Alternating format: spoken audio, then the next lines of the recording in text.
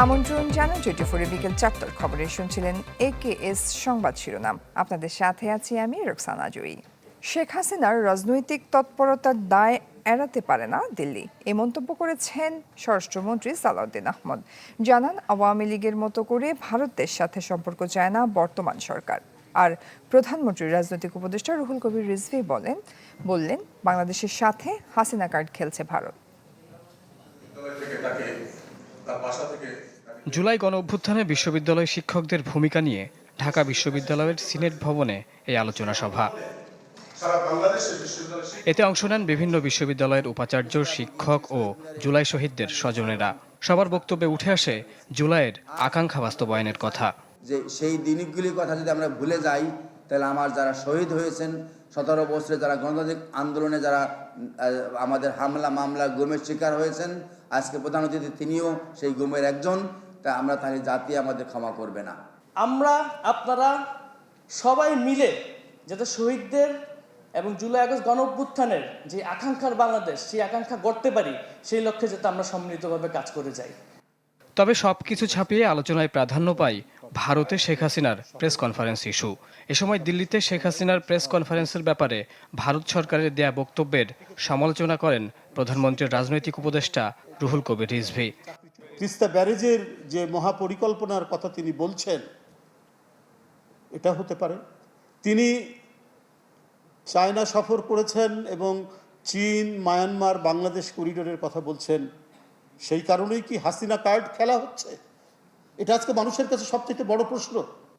প্রধান অতিথির বক্তব্যে স্বরাষ্ট্রমন্ত্রী সালাউদ্দিন আহমেদ বলেন, দিল্লিতে শেখ হাসিনার রাজনৈতিক তৎপরতা চালানোর দায় এড়াতে পারে না প্রতিবেশী দেশটি। মনে করিয়ে দেন, ঢাকা দিল্লি বন্ধুত্বপূর্ণ সম্পর্ক রাখতে চায় বাংলাদেশ। আমাদের পার্শ্ববর্তী দেশ, আমরা বায়োলেটারাল রিলেশন রাখব। আমাদের এই বায়োলেটারাল রিলেশনশিপের মধ্যে ইন্টারডিপেন্ডেন্সি আছে এবং এই ইন্টারডিপেন্ডেন্সিকে আমরা শক্তি হিসেবে মনে করি। আমরা আপনাদের সাথে বন্ধুত্বপূর্ণ সম্পর্ক বজায় রাখতে চাই, তবে আমরা কখনো আওয়ামী লীগ হতে পারবো না।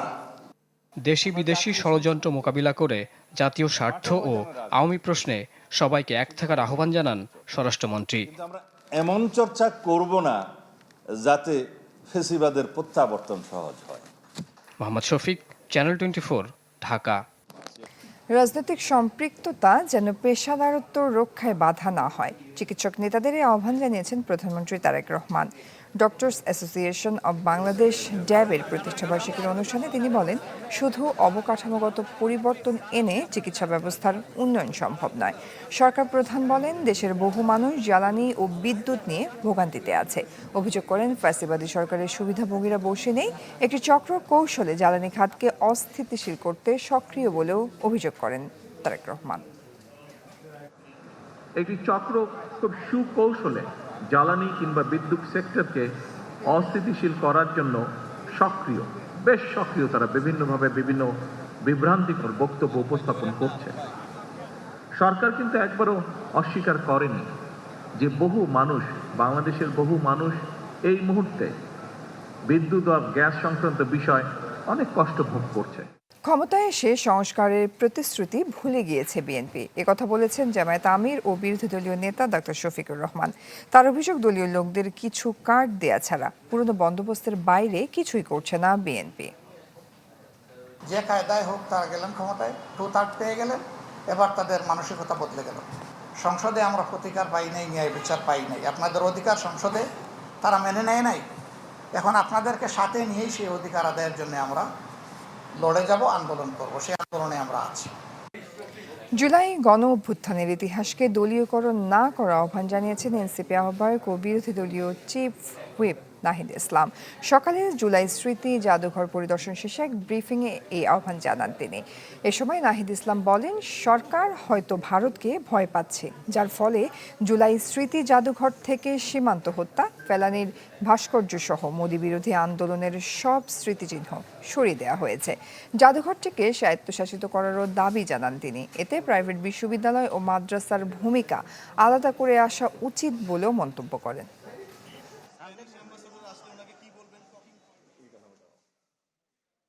দলীয় ইতিহাস পরিণত না হয়, এটা একটা প্রকৃত ইতিহাস চর্চার জায়গা এবং একটা জাতীয় ইতিহাসের কেন্দ্রে যাতে আমরা এটাকে রাখতে পারি,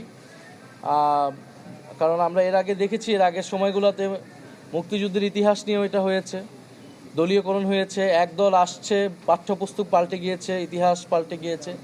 আমরা চাই জুলাই গণ অভ্যুত্থান সম্পর্কিত যে কোনো ইতিহাস, বক্তব্য, জাদুঘর, সেটা যাতে একটা জাতীয় চরিত্র থাকে। স্বাধীনতার ঘোষণা করা ঐতিহাসিক স্থান কালুরঘাট বেতার কেন্দ্র সংরক্ষণে সরকার উদ্যোগ নেবে বলে জানিয়েছেন তথ্য ও সম্প্রচার প্রতিমন্ত্রী ইয়াসের খান চৌধুরী।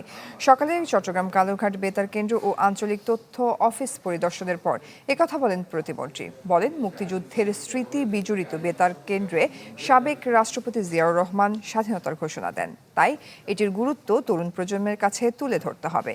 প্রতিষ্ঠানগুলোর জনবল সংকট সমাধানের পাশাপাশি আধুনিকায়নের প্রতিশ্রুতি দেন তিনি। এছাড়া তারেক রহমানের চট্টগ্রাম সফর ঘিরেও নানা প্রস্তুতির কথাও তুলে ধরেন প্রতিমন্ত্রী।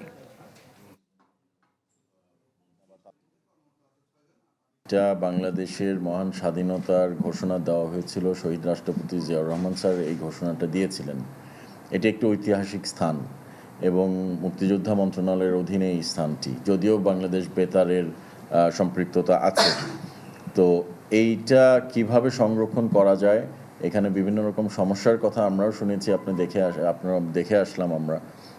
এটা কিভাবে রেকটিফাই করা যায়, কিভাবে এটা সংরক্ষণ সুন্দরভাবে করা যায় এবং শত শত বছর যেন এটা টিকে থাকে, সেই বিষয়ে আমাদের যদি যেই সব উদ্যোগ নেওয়ার প্রয়োজন আছে সেসব উদ্যোগ আমরা নিব। 1/11-এর সময় আয়নাঘরে রেখে নির্মম নির্যাতন করা হয় বর্তমান প্রধানমন্ত্রী তারেক রহমানকে। আন্তর্জাতিক অপরাধ ট্রাইব্যুনালের চিফ প্রসিকিউটরের দাবি, 5 আগস্টের পর জেআইসি সেলের আলামত নষ্ট করা হয়েছে। এ ঘটনায় জড়িতদের বিচারের আওতায় আনা হচ্ছে। আওয়ামী লীগ সরকারের 1.5 দশকের শাসনামলের নির্যাতনের ভয়াবহ চিত্র ফুটে উঠে র্যাবের টিএফআই ও ডিজিএফআই এর জেআইসির গোপন বন্দিশালার ভিতরের চিত্র সামনে আসার পর আওয়ামী লীগ সরকারের পতনের পর গুম খুনের বিচার শুরু হয় আন্তর্জাতিক অপরাধ ট্রাইব্যুনালে। এরপর থেকে একে একে বেরিয়ে আসতে শুরু করে মানুষের আর্তনাদ ও নির্যাতনের গল্প। কেউ গোপন বন্দিশালায় দিয়েছেন প্রাণ, কেউ শত নির্যাতন সহ্য করে 5 আগস্টের পর ফিরে এসেছেন জীবনের গুরুত্বপূর্ণ সময় হারিয়ে। শনিবার ডিজিএফআই এর আয়নাঘর পরিদর্শন করেন ট্রাইব্যুনালের বিচারক, প্রসিকিউশন ও আসামি পক্ষের আইনজীবীরা।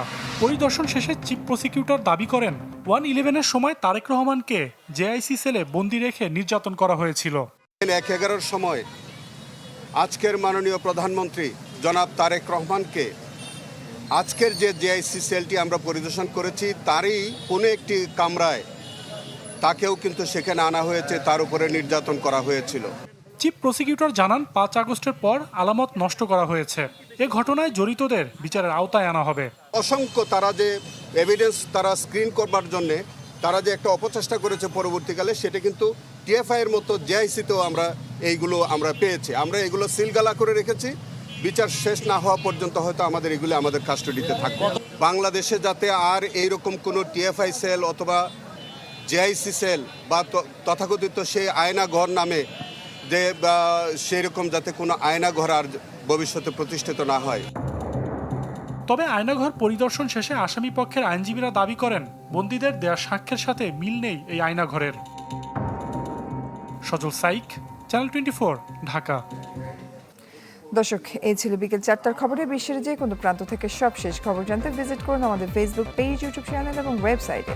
এতক্ষণ সাথে থাকার জন্য ধন্যবাদ সবাইকে।